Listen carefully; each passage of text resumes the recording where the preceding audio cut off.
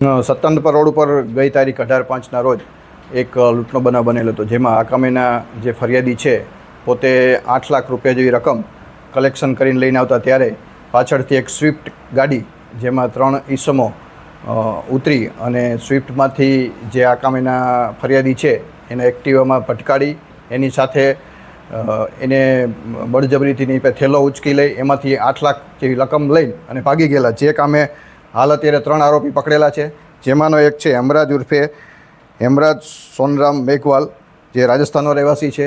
અન્ય એક આરોપી છે જસરાજ ઉર્ફે જસવંત ચૌધરી જાટ, જે પણ રાજસ્થાનનો રહેવાસી છે.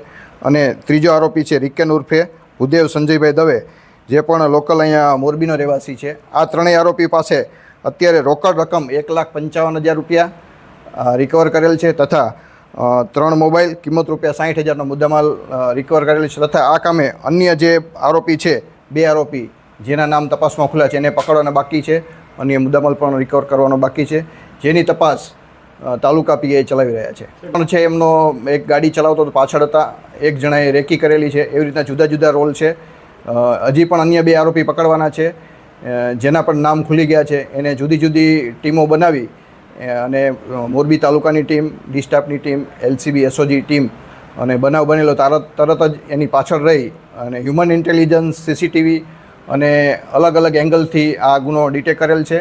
અને હજી 2 આરોપી છે ને પકડવાના બાકી છે. અન્ય આરોપી છે એમાં એક માંગીલાલ કરીને છે અને એક ધનારામ કરીને છે, જે 2 આરોપી પકડવાના બાકી છે. એને પણ આ સાથે લૂંટમાં ભેગા જ હતા, બંનેને પકડવાના બાકી છે. હવે તપાસ દરમિયાન એવી માહિતી મળેલ છે કે જે જગ્યાએથી કલેક્શનનું કામ કરે છે ફરિયાદી, એ ફરતા હોય, જે દુકાને જતા હોય ત્યાં પાછળ વોચ રાખી અને પૈસા નીકળે છે. એવી રીતના એને વોચ રાખી અને પછી એક જે માણસ છે એને ટીપ આપેલી હતી, એના આધારે જે જગ્યાએ નીકળો ત્યાં એવી અવરું જગ્યા છે કે જ્યાં ટીટા સિરામિક છે, જ્યાં આજુબાજુમાં રિમોટ એરિયા છે સત્તાનપર રોડ ઉપર, ત્યાં જ વચ્ચે એની ગાડી એક્સિડન્ટ રૂપમાં ભટકાડી અને પછી એની પાસેથી થેલો હતો લઈ લીધો હતો.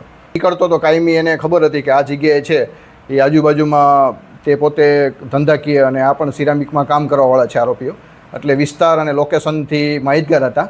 એટલે તાત્કાલિક જેવો બનાવ બધાય અલગ અલગમાં નાકાબંધી આપી ટીમો બનાવી, જે અવાવરું જગ્યાએથી ભાગેલા હતા એને પણ જુદી જુદી ટીમો બનાવી અને 3 આરોપીને આજરોજ અટક કરેલ છે. એ ઇન્ટ્રોગેશન ચાલુ છે. આજે જે અટક કર્યા છે એની રિમાન્ડ મેળવી અને એનો શું ગુનાહિત ઇતિહાસ છે, ભૂતકાળમાં એના કોઈ ગુના છે એની પણ તપાસ, અન્ય કોઈ લૂંટોમાં કે ચોરીમાં કંઈ સંડોવાયેલ છે એની પણ તપાસ કરવામાં આવશે. લૂંટ તો પોતાની આર્થિક જરૂરિયાત હોય એટલે બધા ભેગા થઈને પ્લાન કર્યો, પૈસાની જરૂરિયાત એટલે લૂંટ કરેલ છે. એની પણ તપાસ ચાલુ છે. જે ગાડી સ્વિફ્ટ ગાડી વપરાણી હતી એ ક્યાંની પાસિંગ છે અને નંબરો પણ એની પણ હજી તપાસ ચાલુ છે.